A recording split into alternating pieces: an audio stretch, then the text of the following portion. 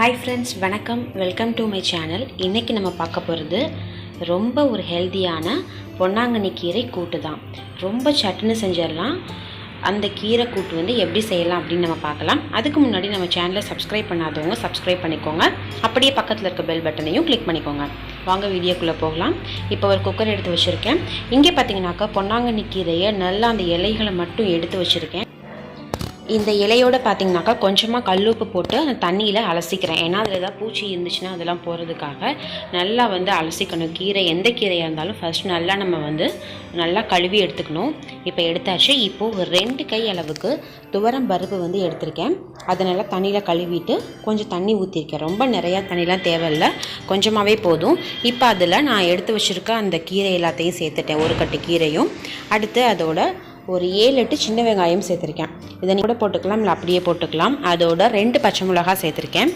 அடுத்து 2 சின்ன சைஸில் உள்ள தக்காளி, இதையும் அதோடு சேர்த்துட்டு 1 ஸ்பூன் போல் மஞ்சள் தூள், அடுத்து அதுக்கு தேவையான அளவுக்கான உப்பு, இது எல்லாத்தையும் சேர்த்துட்டு நம்ம இதை மூடி வச்சிடலாம்.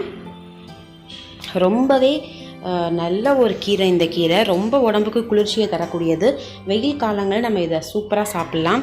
இப்போ இதை நம்ம மூடி வச்சு ஒரு 6 விசில் வர அளவுக்கு நம்ம இதை விடலாம்.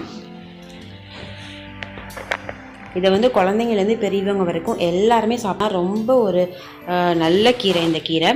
இப்போ பாருங்கள், ஒரு 6-7 விசில் நான் விட்டுட்டேன். பாருங்கள், சூப்பராக வெந்து இருக்குது. பருப்பெல்லாம் நல்லா வெந்து சூப்பராக இருக்குது. நம்ம இதில் எந்த பொடி எதுவும் சேர்க்க வேணாம். அந்த பச்சை மிளகாவோட காரம் மட்டுமே போதும், நல்லா சூப்பராக வரும். இந்த தண்ணியை இருத்து கூட சின்ன குழந்தைங்களுக்கு நம்ம சாதத்தில் பிசைஞ்சு கூட கொடுக்கலாம். இப்போ பாருங்கள், நமக்கு சூப்பராக வந்து கீரை கூட்டு ரெடி ஆகிடுச்சு. இப்போ இதை நம்ம தாளிப்பு சேர்த்துட்டோம்னாக்க நமக்கு முடிஞ்சிடும். தாளிப்புக்காக நான் எண்ணெய் ஊற்றி கொஞ்சமாக கடுகு உளுந்து போட்டிருக்கேன். அதோட ஒரே ஒரு வரமிளகாய் சேர்த்துக்க போகிறேன். இதோட பெருங்காய பொடி கூட சேர்த்துக்கலாம், நான் சேர்த்துக்கல. இப்போ நல்லா அந்த மிளகாயோட வாசனை வரும் தெரியுமா, அது வந்ததுக்கு அப்புறமா நம்ம இதை அப்படியே நம்ம வேக வச்சு வச்சுருக்க அந்த கூட்டோடு சேர்த்துடலாம். நல்லா மணக்க பொன்னாங்கண்ணி கீரை கூட்டு வந்து ரெடி ஆகிடுச்சு. ரொம்பவே சூப்பராக இருக்கும். நம்ம டக்குன்னு செஞ்சிடலாம் இந்த கீரையை.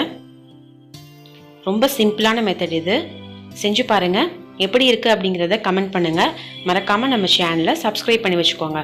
உங்கள் ஃப்ரெண்ட்ஸ்க்கெலாம் கூட ஷேர் பண்ணுங்கள். நன்றி, வணக்கம்.